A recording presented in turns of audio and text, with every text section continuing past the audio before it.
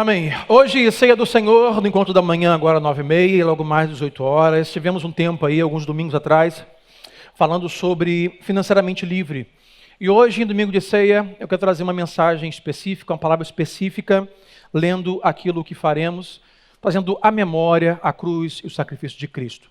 Então hoje, o tempo para nós conversarmos, o texto para nós lermos, eu vou chamar hoje de a cruz do centro. Diga assim comigo, a cruz do centro. Então, vá comigo com a sua Bíblia, Lucas 23, do verso 33 ao 43. Lucas 23, do 33 ao 43. O texto que eu vou ler é a versão NVI. Abre aí comigo rapidamente. Esse texto narra a narrativa de Lucas sobre a crucificação de Cristo, mais especificamente o momento em que Cristo está ali no Calvário, em uma cruz. Essa cruz está no centro. Por que no centro? Porque há outras duas cruzes ao seu lado, uma à sua direita e uma à sua esquerda. Lucas 23, 33 em diante vai dizer assim. Quando chegaram ao lugar chamado Caveira, ali o crucificaram com os criminosos. Um à sua direita e outro à sua esquerda. Jesus diz, Pai, perdoa-lhes, pois não sabem o que estão fazendo. Então eles dividiram as roupas dele, tirando sorte. O povo, observando, e as autoridades o ridicularizavam. Salvou os outros, diziam. Salve-se a si mesmo, se é o Cristo de Deus, o escolhido. Os soldados, aproximando-se, também zombavam dele. E oferecendo-lhe vinagre, diziam, se você é o rei dos judeus, salve-se a si mesmo. Eu quero hoje aqui enfatizar as 3 vezes em que as pessoas, três grupos diferentes, insistem em que Jesus desça da cruz. 37. Se você é rei dos judeus, salve-se a si mesmo. 38. Havia uma inscrição acima dele que dizia, este é o rei dos judeus. Um dos criminosos, que ali estavam dependurados, lançava-lhe insultos e dizia, ora, você não é o Cristo?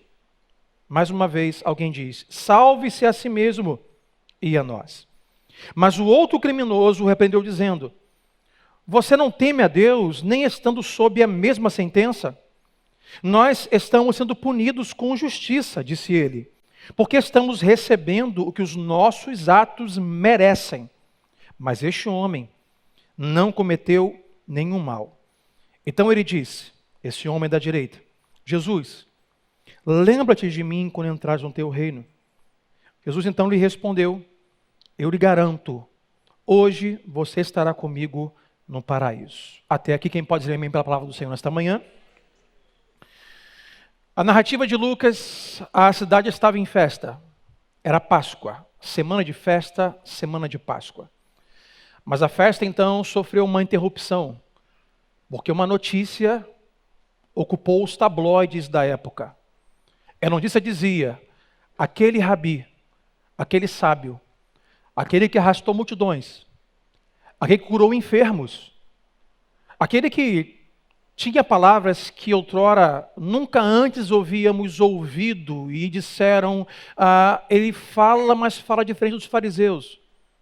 A cidade para porque aquele homem que ficou por um tempo tão conhecido vai ser preso ou está sendo preso.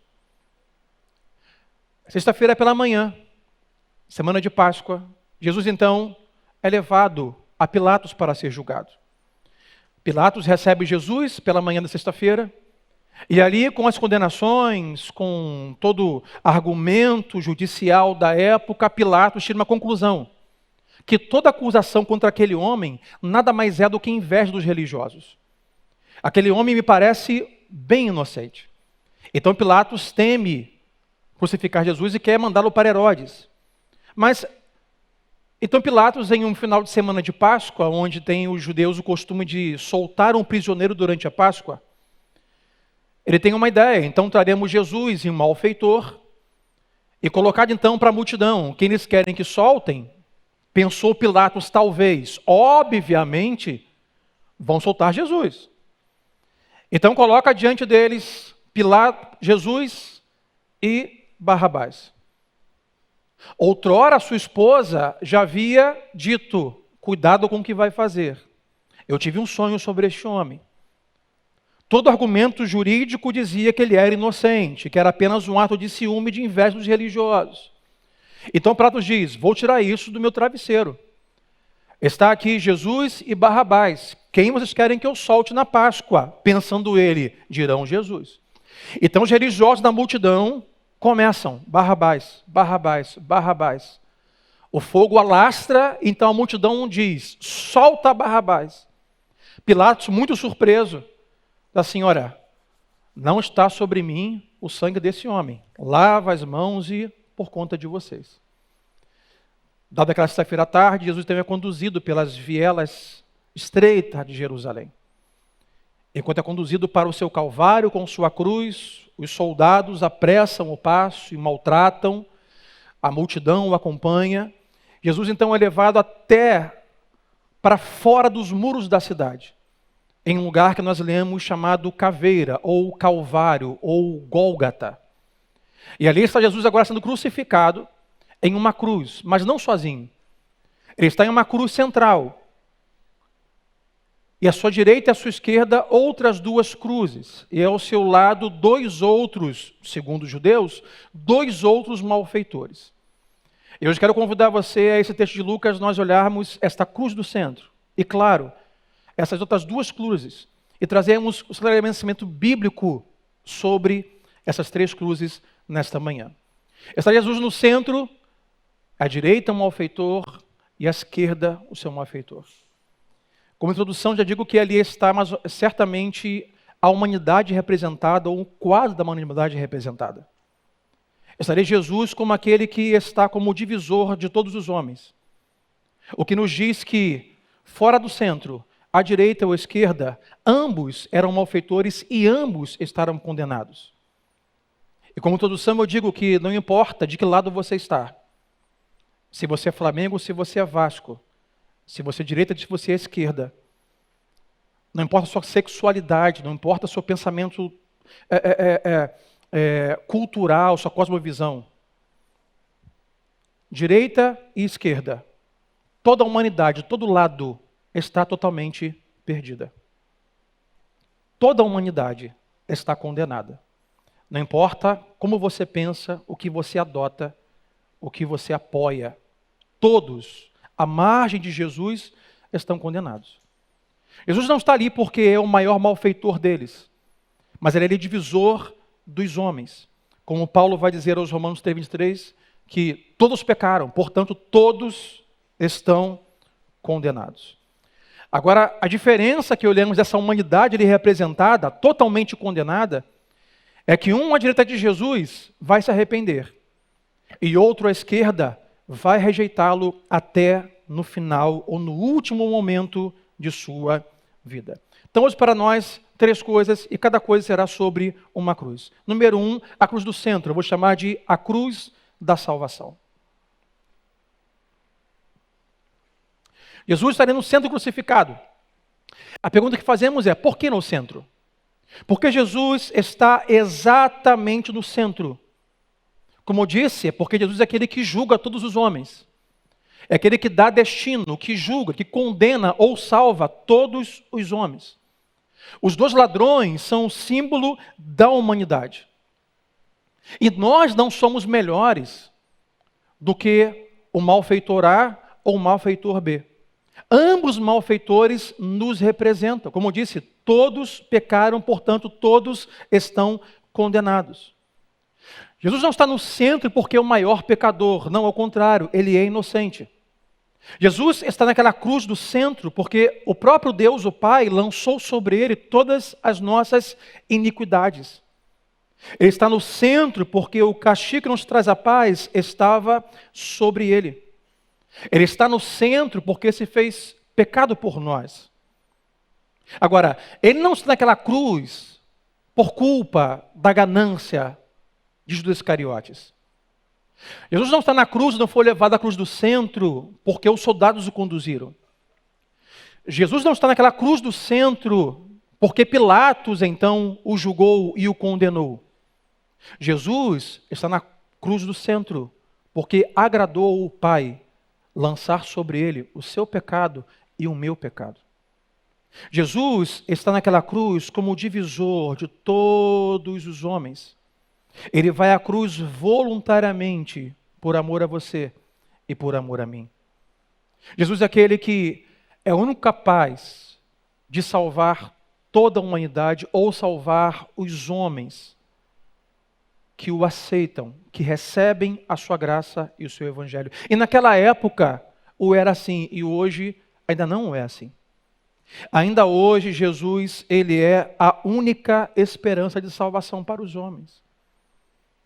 Ainda hoje Jesus é o único caminho, verdade e vida para uma salvação eterna e glória eterna. Ainda hoje ele é o centro, ele é o único meio para que o homem se achegue a Deus. A cruz do centro, o meio, ele é a cruz da salvação. Mas ele não está só. Há outras duas cruzes ao seu lado. E a segunda cruz é o que eu vou chamar de a cruz da rejeição. Olha o versículo 29 sobre o homem que estava à sua esquerda. Um dos criminosos que ali estavam dependurados lançava-lhe insultos. Dizia: você não é o Cristo? Salve-se a si mesmo e a nós também. Observe, aquele homem da esquerda teve igualmente os mesmos dados do homem da direita, que foi salvo.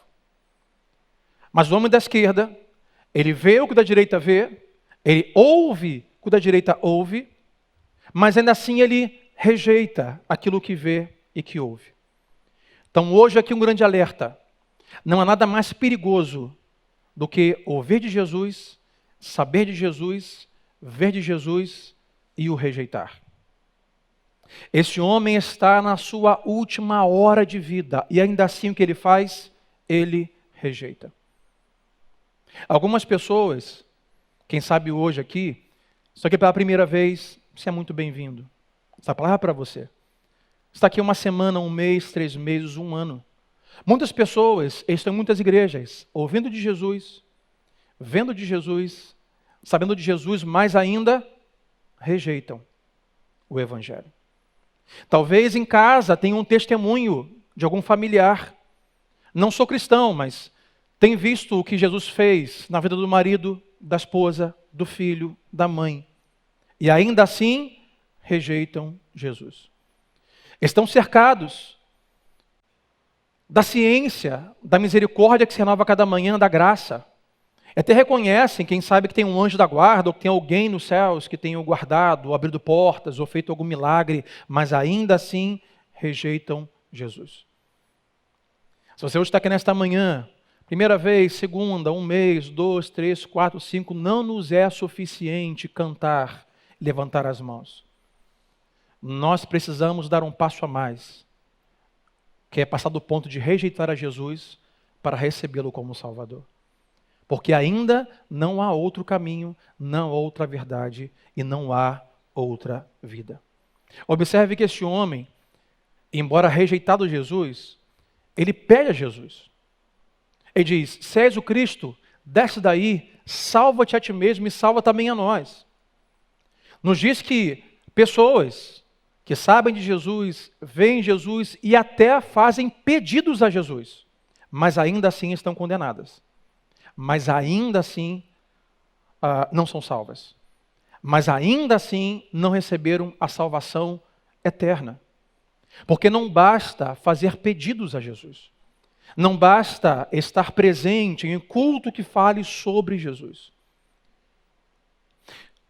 O que me chamou a atenção foi o pedido que esse homem fez. Ele diz assim: Senhor, salve-te a ti mesmo e salve a nós. Mesmo em petição a Jesus, esse homem será condenado. Esse homem não será salvo, porque rejeita, embora peça, ajuda e salvação. Só que me chama a atenção é que a salvação que ele pede, ele diz: Senhor, salva-me, mas salva-me do meu jeito. Qual é o meu jeito? Desce daí, não morre, me tira daqui, eu não morro e vamos para casa. Isso nos diz que a salvação em Jesus não é do nosso jeito. A salvação de Jesus não é como nós pensamos que deveria ser ou acontecer. Esse homem pede uma salvação por obras. Faz isso, desce daí, me tira daqui. Esse homem pede uma salvação por méritos. Esse homem pede uma salvação humanista. E hoje é muito comum as pessoas ministrarem um tipo de salvação por mérito, por obras ou humanista. A salvação não é por obras, não é por mérito. A salvação é pela cruz e pelo sacrifício de Jesus. É loucura o pedido desse homem porque ele pede uma salvação sem cruz. Ele pede uma salvação sem sangue derramado no cordeiro, pelo cordeiro. Esse homem pede um tipo de salvação que é antagônica a todo o plano de redenção eterna de Deus, que passa por uma cruz. Não há salvação sem cruz. Não há salvação sem o sangue do cordeiro derramado. Não há sem salvação, não há evangelho, não há redenção sem o Cristo crucificado e ressurreto.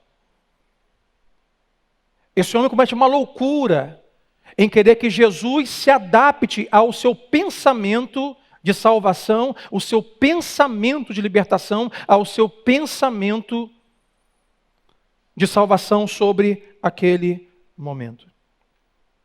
Ele pede uma salvação que não passa pela cruz. Meus irmãos, nesta manhã, permita-me dizer que não há salvação sem a cruz de Jesus. Não há salvação sem sacrifício. Não há salvação sem um cordeiro imaculado, morto, imolado, inocente por nós culpados. Não há salvação de outro jeito. Não há salvação por obras, não há salvação por mérito, não há salvação na religião, não há salvação na igreja. A salvação é só no Cristo crucificado e ressurreto, só em Jesus. O único caminho, verdade e vida. Apesar deste homem rogar por ajuda, apesar desse homem pedir por salvação, uma salvação que é incoerente, antagônica ao plano de Deus, esse homem está condenado.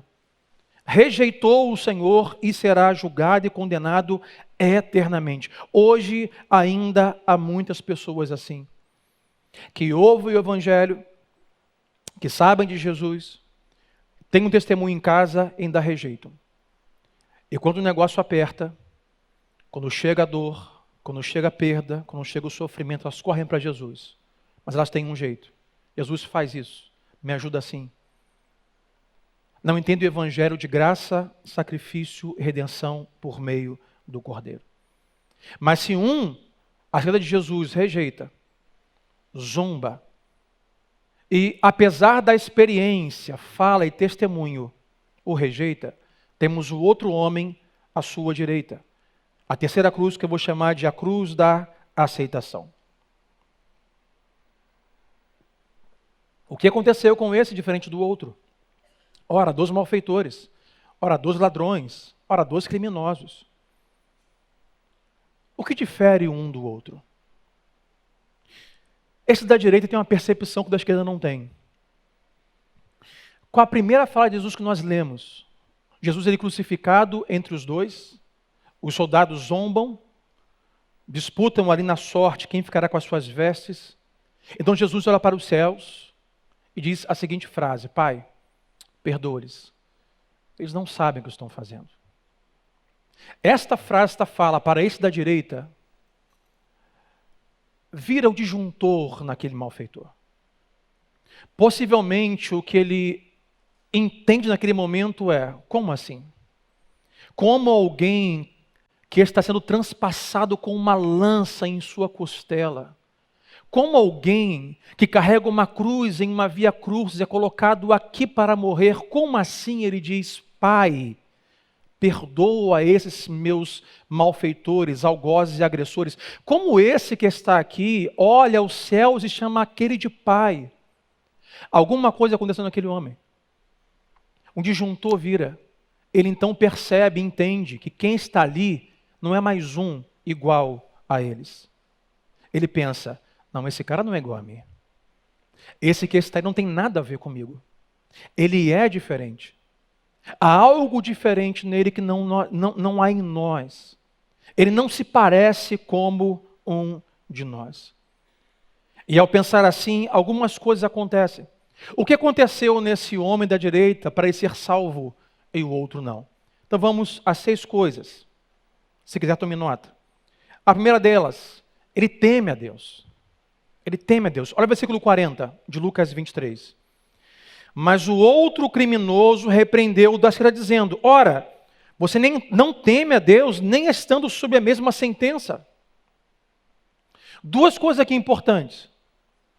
Ele tem temor a Deus. E não pode zombar a Deus. Mas o que me chama a atenção é que ele teme a Deus enquanto o outro zomba de Jesus.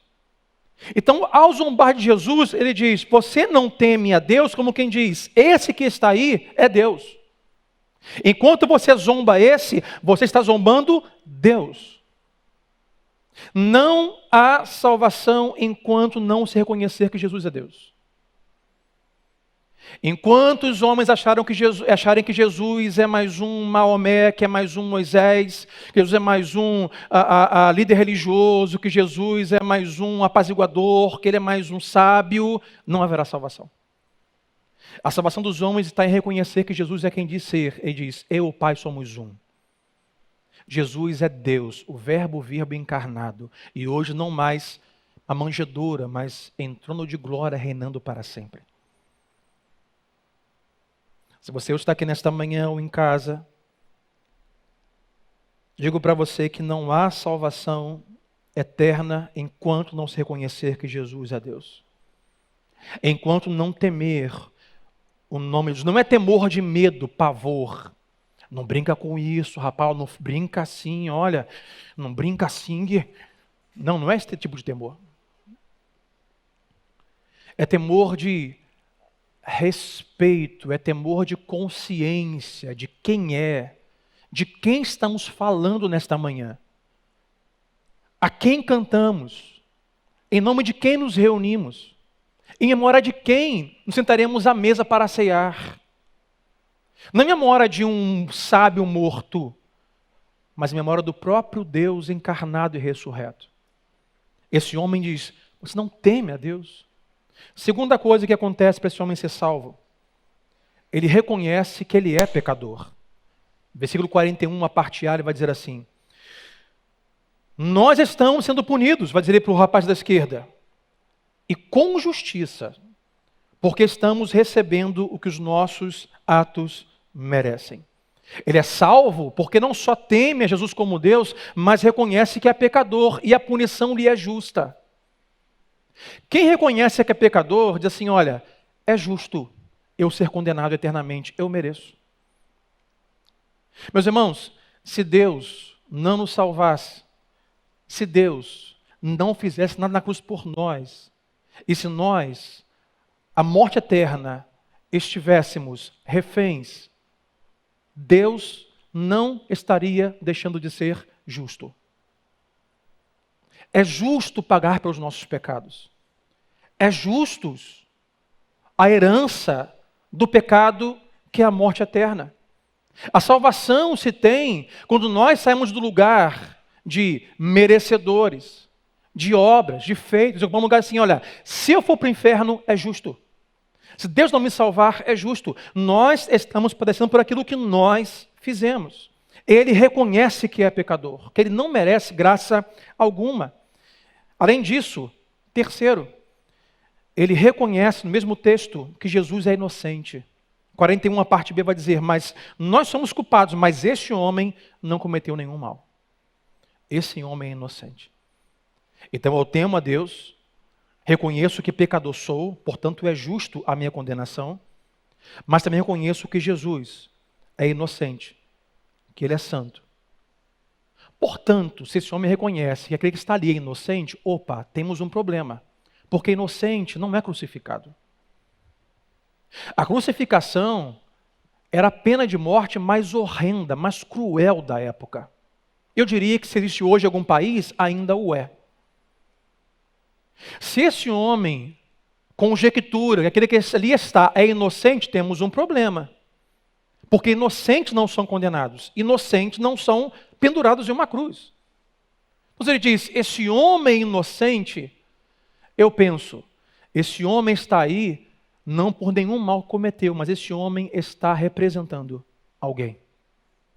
Sim, Jesus estava ali representando você, a mim e a todos aqueles que, antes da fundação do mundo, Deus o Pai escolheu, chamou e elegeu, como aquele ladrão que estava ali à sua direita.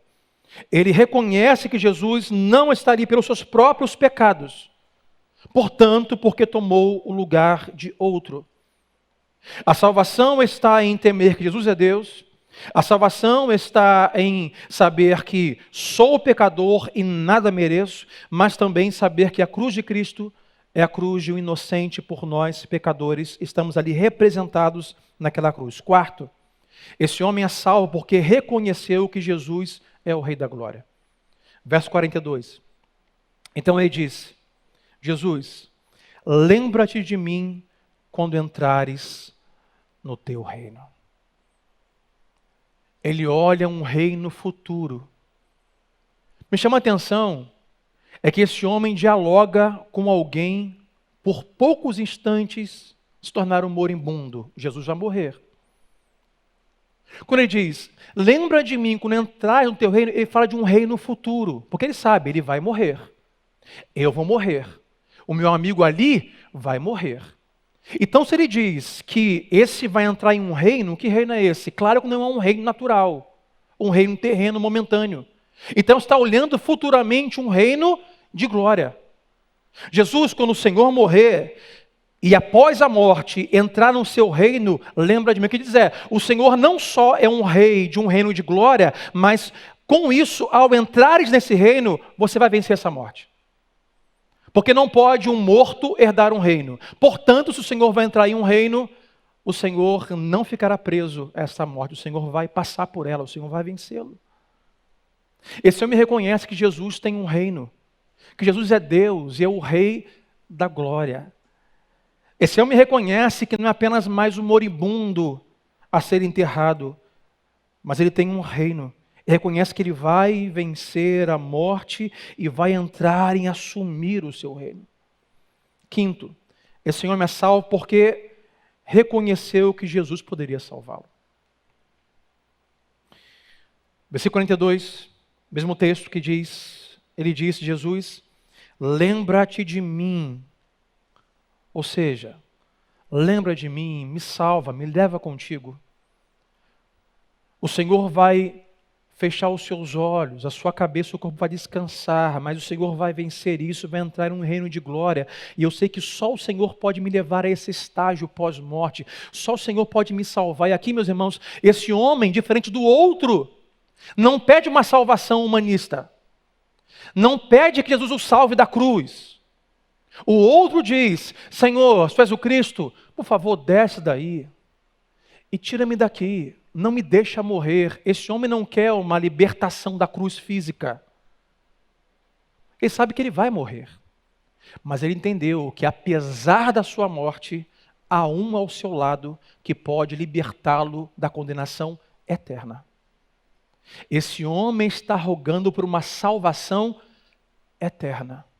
Senhor, vou morrer como o Senhor vai, mas quando o Senhor for para o seu reino, o Senhor é o Rei da Glória, lembra de mim, me leva contigo, não me tira da cruz, mas me tire da condenação eterna que eu mereço. A salvação está em reconhecer que é um reino eterno. Esse reino eterno só é habitado por meio da salvação em Jesus Cristo. E nenhum outro caminho, nenhuma outra verdade e nenhuma outra vida. Sexto e último. Esse homem é salvo porque ele se arrependeu, ou seja, ele se voltou para Jesus. Mesmo texto, então disse Jesus, lembra de mim. Ele foi até Jesus e pediu que lembrasse dele. Permita também aqui dizer, você pode temer a Deus, você pode se achar pecador, você pode reconhecer que Jesus é inocente, você pode reconhecer que Ele tem um reino, você pode reconhecer que Ele pode salvá-lo, mas se você não dá o último passo, que é se arrepender e se voltar para Jesus, nenhum outro dos 5 pontos em consciência lhe valerá de nada. Um exemplo, Judas. Judas Iscariotes viveu com Jesus. Viu sobre Jesus. Ouviu sobre Jesus. Foi chamado como apóstolo ele estava, crendo que aquele que estava era quem dizia ser. Que aquele que estava tinha o reino eterno, porque falou muitas vezes sobre isso. Sabia que era pecador e sabia que nenhum mal ele tinha feito. Mas quando chegou a hora H, Judas não correu para Jesus. Ele correu para uma corda e se enforcou. A diferença está para onde nós corremos. Há muitas pessoas hoje que sabem de Jesus, que reconhecem Jesus, que oram a Jesus, que pedem a Jesus, que entenderam que são pecadoras, entenderam que há um plano e um reino eterno, mas na última hora elas não se voltam para Jesus e pedem misericórdia. A salvação está como passo, fé para crer e se arrepender. Então hoje, se você está conosco 1, 2, 3, 4 vezes, louvando Deus pela sua presença hoje aqui, mas não nos basta frequentar essas reuniões, nos basta correr para Jesus, nos arrependermos e, Senhor, só Tu tens as palavras de vida eterna. Senhor, salva-me de mim mesmo. Senhor, salva-me de meus pecados. E hoje rogue, não do jeito que você acha melhor, mas peça a Cristo que invada o seu coração, traga fé, e lhe salve da sua perdição e condenação. Meus irmãos, muitas vezes nós partimos de uma sequência de reuniões, e vamos aos domingos, e vamos ao grupo pequeno, e participamos de reuniões, e cultos de homens e mulheres, casais. Mas hoje o convite nessa ceia do Senhor, nesta palavra da cruz, é um convite especial para você. Não basta a reunião de homens e mulheres. Você precisa ser salvo da condenação eterna. Você precisa de Jesus Cristo. Não podemos apenas ser membros de igreja. Vir aos domingos e falar assim, cara, que mensagem legal, que sacada boa do pastor Sandro, pô, cara, que imagem legal, que louvor top, ar-condicionado tá gelando, olha, tem estacionamento aqui, pô, minhas crianças, tem gente para tomar conta delas, que maravilha, que igreja maneira, não é o suficiente. Diga sentado do seu lado, diga assim, você precisa de Jesus para ser salvo. Talvez essa mensagem hoje seja para você que está no nosso meio. Há muito tempo ou há pouco tempo. Esse homem se arrepende, ele volta para Jesus, ele pede misericórdia. Judas corre a uma corda, Judas se entrega à perdição da sua alma, da sua depressão. A diferença está para quem você corre. Algumas pessoas ouvem de Jesus, sabem que Jesus é inocente, acreditam que são pecadoras, acreditam que Jesus, que possivelmente é um reino, mas na hora de se salvar, elas correm para a autoajuda, elas correm para outra religião, elas correm para as velas, elas correm para sacrifícios físicos e humanos de obras, e sobem a escada de joelho, e vão a tal lugar, e lamentações, e vão aqui. Nenhum lugar ou meio salva. A salvação não é um lugar nem um meio. A salvação é uma pessoa e chama-se Jesus. Por isso, o apóstolo Pedro disse, a parênteses, o que traz um problema a uma música que cantamos está completamente errada. Pedro não diz para onde iremos. Não é bíblico isso. Pedro diz, Senhor, a quem nós iremos? A salvação não é um lugar, a salvação é uma pessoa e chama-se Jesus Cristo. Então temos, no dia da angústia, da amargura, da tristeza, do desalento, da depressão, no dia da dúvida, temos que correr para Jesus. Procurarmos Jesus e nos voltarmos para Jesus.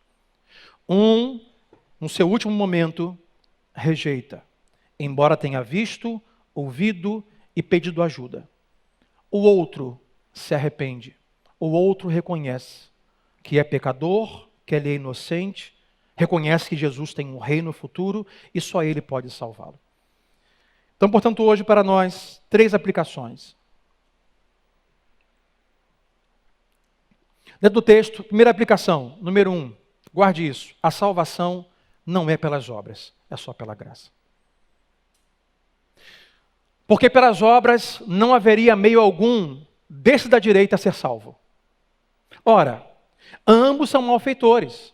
Ora, ambos, talvez, em toda a sua vida, só fizeram o que é mal. Só fizeram o que é ruim. Só fizeram o que é pecado. Só causaram dano e tristeza, roubaram, talvez mataram. Então, a salvação é pelas obras? Não há jeito para este homem. Se é pelas obras, não há jeito para você. E aí que muitas pessoas, a sua mente explode e pensam, como assim? Então, pastor Sandro, vamos supor que um camarada fez mal às pessoas a vida inteira, mas em seus últimos momentos, semanas, meses de ano, ele se volta para Jesus. Ele se arrepende, reconhece que é pecador, reconhece que não há outro caminho, verdade e vida. Então ele é salvo? Eu digo, sim, ele é salvo. Enquanto outra pessoa que fez boas obras a vida inteira, doou dinheiro, acolheu necessitado, o cara foi à igreja, subiu a escada da penha de joelho, nunca fez mal a ninguém, nunca passou um troço, nunca roubou. Então Jesus volta e está condenado? Sim, inferno para sempre. A diferença não está em como você levou a sua vida. A diferença está em a quem você levou a sua vida. A Jesus ou as suas obras. Portanto, meus irmãos, a salvação não é por mérito, não é por obras. Nós nos salvamos fazendo boas obras. Nós não nos salvamos sendo boas pessoas. Sim, seja uma boa pessoa. Seja justo com as pessoas. Ame. Se você é um cristão, mostre o caráter e o fruto do Espírito de Deus. Mas a salvação não é por obras. Senão este homem e nenhum de nós seria salvo. Segunda aplicação. A salvação, ela é imediata. Olha o versículo 43 que vai dizer o seguinte. Jesus lhe respondeu, eu lhe garanto. Quando? Diga assim comigo, hoje. Hoje você estará comigo no paraíso. O que acontece é, Jesus é levado ainda pela manhã à cruz do Calvário. E passa ali algumas horas. Há um diálogo entre ele e os dois malfeitores. Chegando à tarde, Jesus entrega o seu espírito. Quando já está para morrer, ele diz, Pai, em tuas mãos eu entrego o meu espírito. E nessa hora Jesus recolhe, descansa. Humanamente falando, ele morre. E nesse exato momento, Jesus entra em glória com o Pai. O que é colocado naquela cova de José de Arimateia na sexta-feira à noite, não é Jesus. É o seu corpo humano. Mas ele morre e quando descansa, ele vai ao Pai. Momentos depois, não sabemos precisar quanto tempo, os dois malfeitores, juntos ou em tempos alternados, igualmente morrem. E o que nós cremos é, quando esse malfeitor da direita morre, ele entra com Jesus em glória. Ele diz, ainda hoje eu te garanto, você estará comigo no paraíso. O que nos diz que a salvação é imediata. Basta você crer em Jesus. Basta você reconhecer o seu pecado e que só há um sem pecado que pode te salvar. E nesse momento, Deus te dando fé, nesse momento você é salvo e os seus pecados são perdoados. E isso é garantia.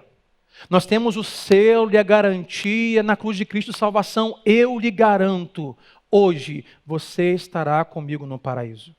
Hoje, se você levar os seus pecados a Jesus, hoje você será salvo. E hoje o seu nome será escrito no livro da vida para nunca mais ser apagado. É garantia do Pai. A salvação é imediata. Algumas pessoas acham que a salvação é como se fosse uma medalha de merecimento.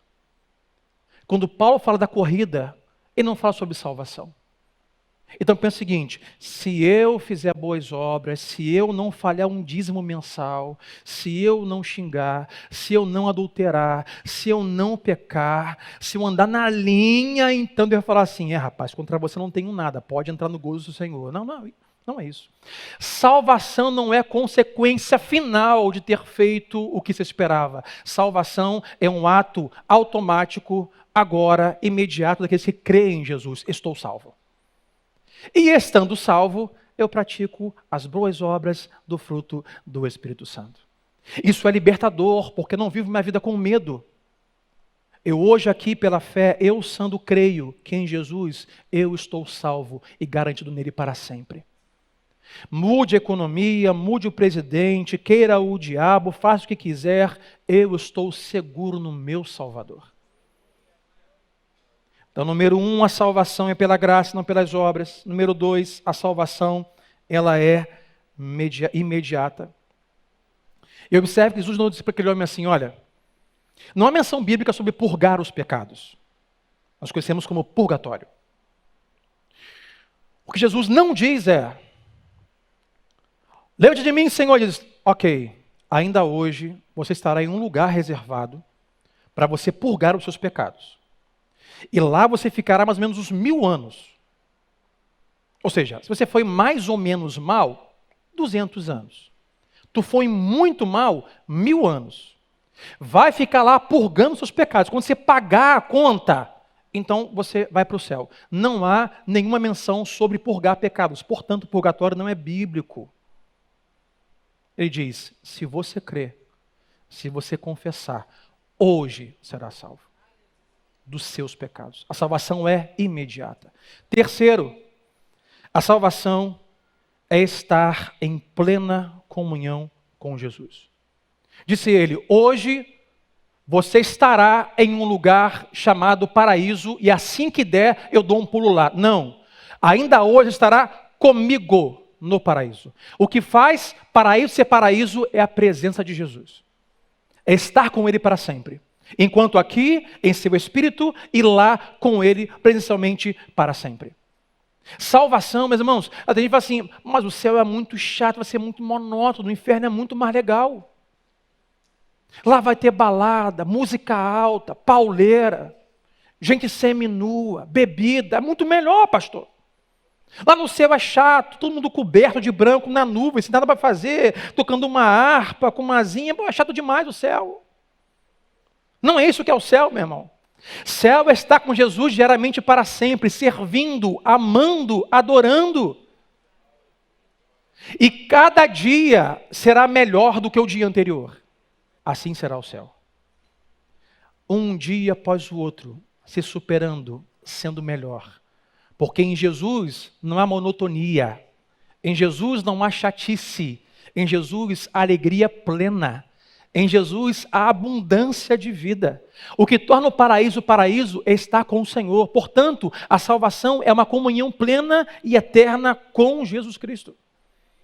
Vivemos hoje um dia, e temos hoje a expectativa de que amanhã vai ser melhor, mas temos 100% de chance de amanhã ser pior do que hoje. Não será assim no céu. Não será uma nuvem, sem graça, tudo branco, tocando harpa. Nós queremos um novo céu, nova terra. Somos arremetidos lá ao jardim do Éden. Plantas, verdes, animais, homens, tudo em perfeita comunhão e paz, como foi no Éden. Tudo nos será restaurado e devolvido. Portanto, hoje, para nós orarmos, concluirmos, a banda pode subir. A pergunta que eu faço hoje para você é: aonde você está nesta manhã? Vamos sentar à mesa, vamos cear com o Senhor. Mas você hoje está diante de uma cruz. E essa cruz é a cruz do centro. É a cruz da salvação. É a cruz da mediação entre Deus e os homens. Aonde você está nesta manhã, de que lado você está? Talvez você ainda esteja nessa cruz da rejeição. Você está aqui, você frequenta aqui, frequentou acolá um dia, senta, ouve, concorda, acha legal, boas palavras, bom ambiente.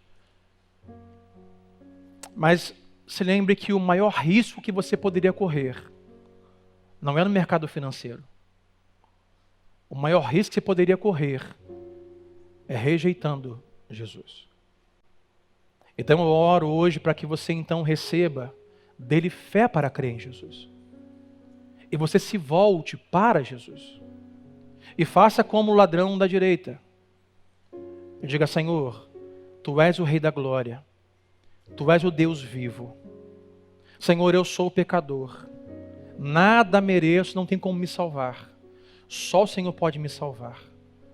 E rogo para que hoje você e a sua casa sejam salvos em nome de Jesus. Porque, irmãos, um culto após o outro, um ano após o outro, a economia muda, o estilo de cultuar muda. Outrora, cantos sem instrumento, hoje instrumentos. Outrora, reunidos em casas, hoje em grandes auditórios. Mas uma coisa não mudou. Tudo que fazemos neste lugar, semana após semana, é para mostrar um Jesus que ainda está salvando, que ainda está libertando. Então hoje não rejeite, hoje aceite, seja salvo e participe da comunhão do corpo de Cristo. A cruz do centro hoje está diante dos seus olhos. Peça fé para crer. Qual é a sua escolha nesta manhã? Vamos orar? Fique de pé comigo nesta manhã.